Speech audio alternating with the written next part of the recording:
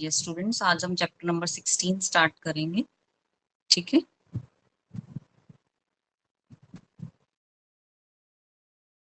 Chapter number 16 start करेंगे, जल। तो आइए उसके बारे में पढ़ते हैं। अगर आपके पास बुक्स हैं तो उनको खोल लीजिए, और अगर नहीं है तो I am sharing a pic with you.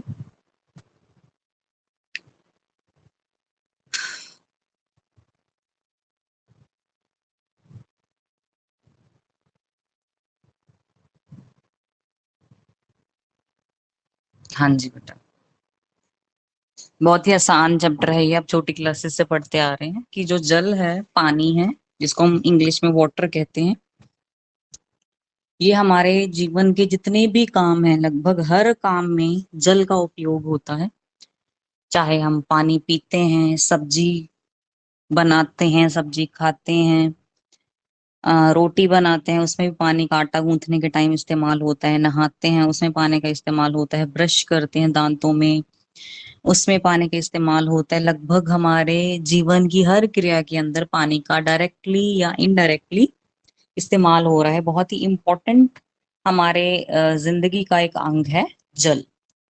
ठीक है, और हमारी धरती के ऊपर जो जल है ये अलग अलग तरह से हमें मिलता है। कोई समंदर में पाया जाता है, नदी में पाया जाता है, झरने होते हैं, झीलें होती हैं, तालाब होते हैं। इस तरह से हमें जो जल है ये डिफरेंट डिफरेंट जगहों पर अलग तरह से मिलता है। तो एक्सक्यूज मी, आइए पढ़ते हैं पहले क्रियाकलाप नंबर 16.1 के बारे में। बहुत ही आसान क्रियाकलाप है।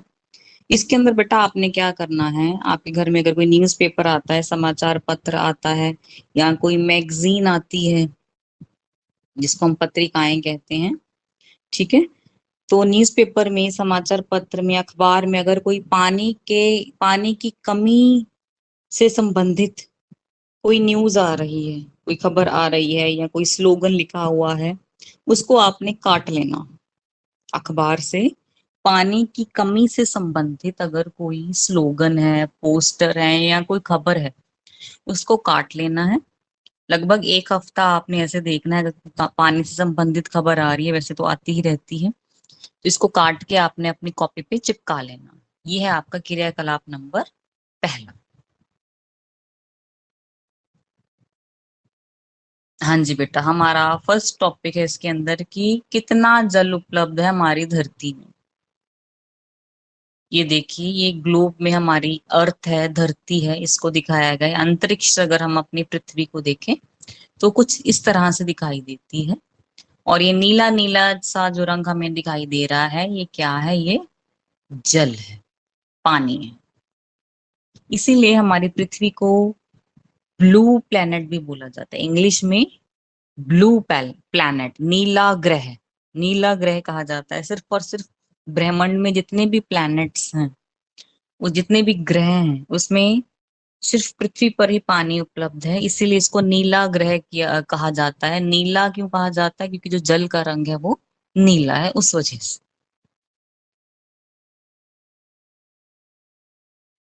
हाँ जी बेटा, हमारी पृथ्वी की सतह के ऊपर लगभग, हमने छोटी क्लासेस से ही पढ़ा है कि लगभग 71% जो भाग है पृथ्वी का वो जल से ढका हुआ है। पृथ्वी का कितना भाग जल से ढका हुआ है? 71% भाग पृथ्वी का, यस, जल से ढका हुआ है।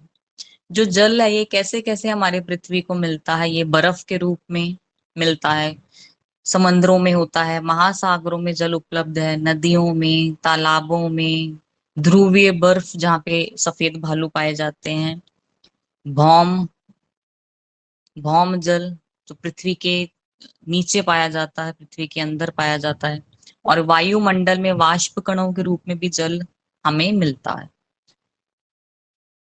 ठीक है बेटा, और जो ताजा जल होता है, जिसको हम ताजा जल कहते हैं, उसको अलवण जल बोला जाता है। अलवण जल किसको कहते हैं? ताजा जल को। तो जहां पे भी अभी आगे आपके पूरे चैप्टर में अलवण जल आया, तो उसका मतलब ये है वो जल कैसा है? वो ताजा जल है। ठीक है बेटा, तो चलिए एक और पिक्चर मैं आपको दिखा रही हूँ।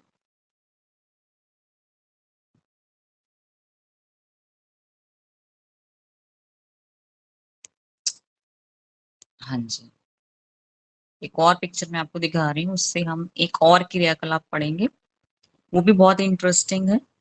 ऐसा आप अपने घर में भी कर सकते हैं और खुद दिखा सकते हैं, बहुत ही मजेदार है ये वाला।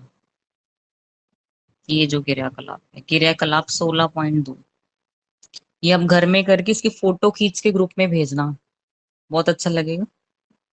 हाँ जी, क्रियाकलाप 16.2, इसमें एक टेबल बनाया हुआ है और हमारे पृथ्वी में जितना भी जल है उसको कुछ बर्तनों में पानी को डाल के दर्शाया गया है। अगर हम देखें तो मध्यम आकार की एक बाल्टी ले लेनी है आपने, जैसे कि ये है। इस बाल्टी के अंदर लगभग 20 लीटर जल आ जाता है, ठीक है। और बाल्टी के अंदर जो ये 20 लीटर जल है, ये क्या दर्शा रहा है? ये दर्शाता है कि हमारी पृथ्वी के ऊपर कुल कितना जल है। ये बाल्टी के अंदर जितना भी जल है, ये क्या शो कर रहा है? ये शो कर रहा है कि हमारी पृथ्वी में कितना जल है। अब आपने सेकंड क्या करना है, आपने एक मग ले लेना है इस तरह का, और इस बाल्टी में से आपने क्या करना है, 100 चम्मच, 100 चम्मच जो है जल के इस मग के अंदर डाल देने हैं। बाल्टी से 100 चम्मच जल इस मग के अंदर आपने डाल देने हैं। और जो मग के अंदर जल है, मग के अंदर का जल क्या शो करता है? ये अलवण जल है। अभी मैंने आपको बताया था, अलवण जल किसको कहते हैं? ताजा जल।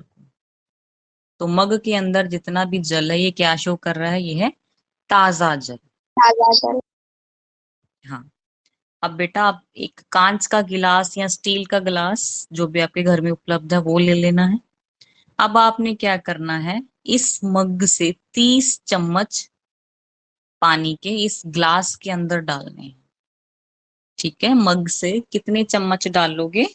30 चम्मच ग्लास के अंदर चम्मच। डालोगे। हाँ। तो ये क्या शो करेगा? ग्लास के अंदर जो जल है, ये कैसा जल है? ये भौम जल है। भौम जल का मतलब है धरती के अंदर पाने वाला जल, जिसका उपयोग हम कर सकते हैं, ठीक है। भौम जल वो जल है जिसका उपयोग हम अपनी अलग अलग गतिविधियों को करने के लिए इस्तेमाल कर सकते हैं। फिर आपने एक लास्ट में चम्मच ले लेना है, ठीक है। और इस चम्मच को 1/4 जल से भर लेना है। इस चम्मच को 1/4 जल से भर लेंगे। और ये क्या शो करेगा? ये शो करेगा कि हमारे विश्व में, हमारी धरती के ऊपर जितनी भी झीलें हैं, जितनी भी नदियां हैं, उनमें कुल अलवण जल कितना है।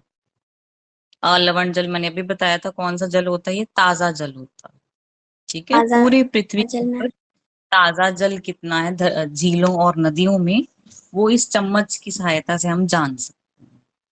तो ये एक्टिविटी बहुत ही मजेदार है, आप ऐसे करना। आज इसको तो कर ही लेना। बाल्टी, मग, ग्लास और चम्मच ही आपको चाहिए। तो इसको आप पानी से, जैसे अभी मैंने बताया था, बाल्टी को तो पूरा भर लेना है आपने, ठीक है। उसके बाद आपने मग लेना है, मग के अंदर 100 चम्मच पानी के डालने हैं। फिर एक ग्लास लेना है, ग्लास के अंदर मग से 30 चम्मच पानी के डाल लेने हैं। और फिर अंत में आपने एक चम्मच लेना है, उसको 1/4 जल से भर लेना है। और साथ में एक चार्ट में बेटा ये चीजें, ये टेबल चार्ट पे बना देना है, ये जो, ठीक है। और इसकी अपने साथ अपनी मम्मी को बोलना, वो तुम्हारी फोटो खींच देगी। एक हाथ में तुम ये चार्ट पकड़ लेना और एक हाथ में, एक तरफ जो है ये बाल्टी, मग, ग्लास और चम्मच अपने साथ रख लेना और खड़े हो जाना, और तुम तीनों की इस तरह से फोटो आ जाएगी, ठीक है। तो मैं फिर आगे भेजूंगी स्कूल में कि हाँ ये बच्चे एक्स्ट्रा काम कर रहे हैं, ओके सबको मैम। पता चल जाएगा। पूरे स्कूल के अंदर हम शो करेंगे कि हाँ ये बच्चे अपने घर में भी इतना काम कर रहे हैं, इतनी एक्टिविटीज को परफॉर्म कर रहे हैं। तो क्या करोगे, एक चार्ट में ये दोनों चीजें, मैं इधर लिख वाला लूंगी। पोर्शन, हाँ इधर वाला पोर्शन और इधर वाला पोर्शन लिख लोगे चार्ट के ऊपर। और बाल्टी, मग, ग्लास और चम्मच में पानी भर के रख लेना और साथ में बैठ जाना या खड़े हो जाना, ताकि ये तीनों चीजें की फोटो आ जाए। अपनी मम्मी या पापा जिसको भी बोलोगी या भाई बहन, वो तुम्हारी फोटो खींच देंगे, ठीक है। और जो ओके मैम। चार्ट होगा उसके ऊपर बड़ा बड़ा अपना नाम और क्लास सेक्शन लिख देना। Okay ma'am. हाँ, ये क्रियाकलाप ओके आज मैम। करके फोटो भेज रहे हैं। हाँ बेटा, तो इसके अंदर कोई डाउट हो तो बताओ। पता है ना कैसे करना है? बाल्टी में कितना जल, मग में कितना, ग्लास में और पानी में कितना डालना, चम्मच में? Yes ma'am. Yes ma'am. हाँ बाल्टी से ठीक। 100 चम्मच डालना है मग में, और मग से 30 चम्मच डालना है ग्लास में। हम्म। और चम्मच को एक चौथाई भरना है पानी से। Okay ma'am. वेरी गुड, हाँ वेरी गुड। चलिए, अब हम नेक्स्ट देखते हैं। अगेन मैं एक फोटो शेयर करूंगी आपसे।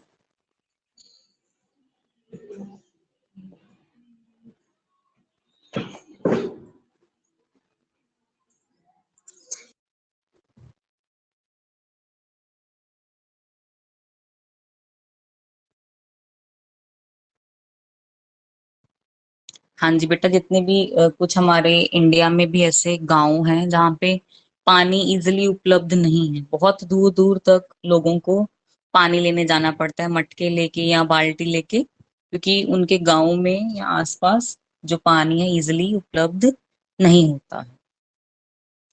तो ऐसे में जो ये क्या करते हैं हम लोग, अभी बताती हूँ आपको, जस्ट अ मिनट।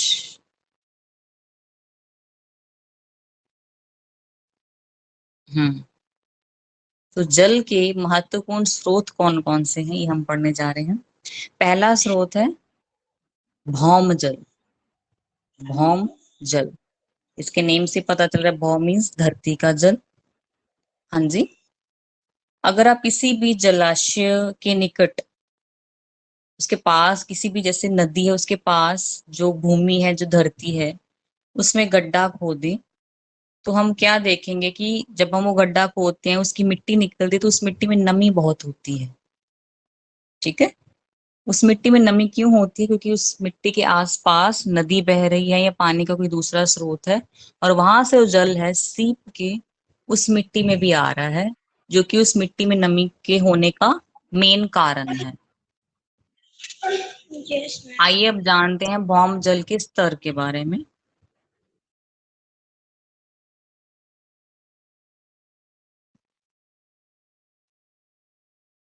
भौम जल का स्तर देखते हैं अब हम।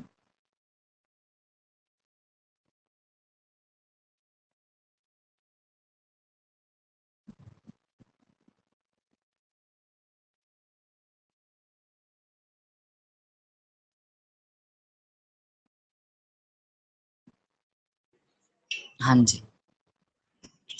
तो बेटा, वाटर साइकिल आपने छोटी क्लास में पढ़ा होगा। पानी का चक्र जिसे हम कहते हैं, कि जब बहुत ज्यादा गर्मी पड़ती है सूर्य की किरणों की वजह से, क्या होता है कि जो पानी है नदियों में वो सूख जाता है, वाष्प कणों में तब्दील हो जाता है, और वह वाष्प कण बाद में बादल बन जाते हैं उनके। और जब वह बादल उड़ के किसी और गर्म इलाके में जाते हैं, तो क्या होता है, गर्म से ठंडे में जाते हैं, थोड़ा टेम्परेचर में चेंज आता है, उस वजह से क्या होता है, वाष्प कण फिर से तरल में तब्दील हो जाते हैं और बारिश के रूप में धरती पर बरस पड़ते हैं। तो इस तरह से जो एक चक्र बनता है जल का, उसको हम जल चक्र कहते हैं। सूर्य की रोशनी थी, ये देखिए। मैम मैंने इसमें पढ़ा था। हाँ, सूर्य की रोशनी थी, मान लेते हैं ये सूर्य है। इसकी रोशनी की वजह से जो पानी है यहाँ का, ये सूख जाएगा और वाष्प कणों में तब्दील हो जाएगा। यह वाष्प कण बादल बना देंगे, और इन बादलों से बाद में बारिश होके फिर से वह पानी किस में आ जाएगा, अलग अलग तरह के हमारे वाटर के सोर्स। इस चीज को हम कह देते हैं जल चक्र। ठीक है बेटा। तो आज के यस टॉपिक्स में मेरे को बताइए, अगर आपको कोई चीज समझ में नहीं आई है तो पूछ लीजिए, इसका बाकी हिस्सा हम कल पढ़ेंगे। मैम, जो आपने चम्मच वाला दिया था उसका एक बार दीजिए तो मैं स्क्रीनशॉट लूंगी। अच्छा, रुको।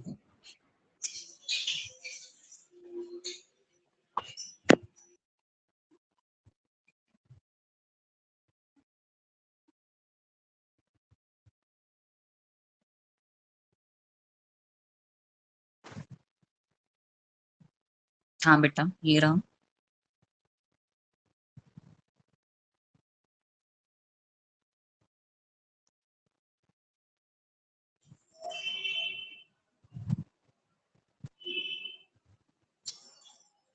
यस मैम, स्क्रीनशॉट ले ली। चलिए ठीक है बेटा, कोई और डाउट है तो बताओ मेरे को। तो आज आपने बेटा दो काम करने हैं, एक तो ये वाला बाल्टी वाला, मग वाला, ग्लास वाला और चम्मच वाला क्रियाकलाप, और दूसरा समाचार पत्र देखने हैं। और उसमें से पानी से, जल से संबंधित जो भी न्यूज होगी उसको काट काट लेना है और उसका एक मैगजीन बना लेना। ठीक है। ओके चलिए इस मैम। क्लास को, हाँ इस मैं क्लास गांव को में हूँ, यही। मेरे पास न्यूज़पेपर नहीं है।